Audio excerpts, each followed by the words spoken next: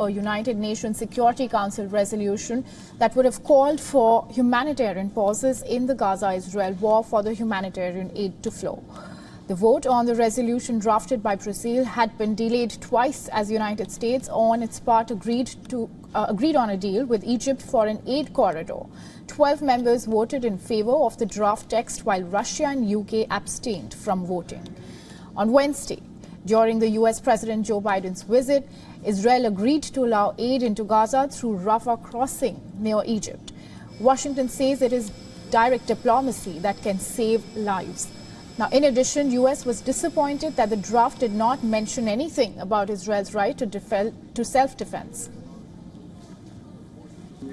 The United States is disappointed this resolution made no mention of Israel's rights of self-defense.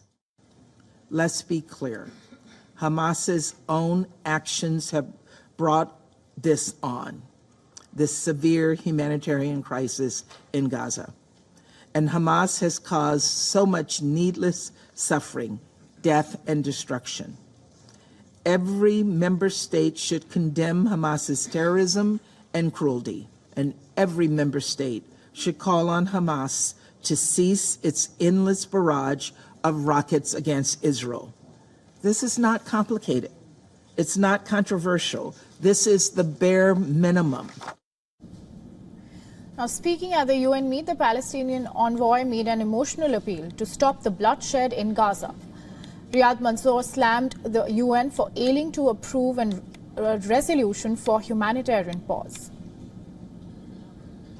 A political disaster is underway, and yet the Security Council of the United Nations is unable to say the only thing that truly matters. Stop the bloodshed. I repeat, stop the bloodshed.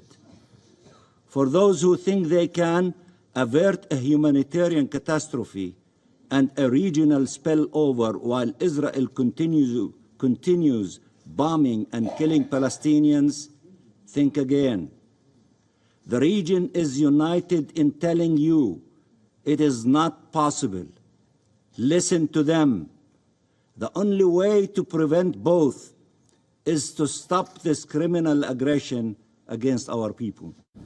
Russia also slammed United States steps, saying we have once again witnessed the double standards of our American colleagues.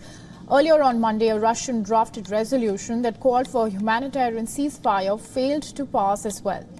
Meanwhile, China said that US had been leading the House for 2 days for the adoption of resolution, but the result is nothing short of unbelievable. Now, in response to United States veto on the resolution, Turkey said, and I quote, United Nations Security Council, which has become even more ineffective, has once again not fulfilled its responsibility. The draft UN resolution also urged Israel, without naming it, to revoke its order for civilians and UN staff to move towards south in Gaza. Israel ordered some 1.1 million people in Gaza to move to the southern part last week as it prepares for a ground offensive after the deadliest Hamas attack on Israel in its 75 years of history.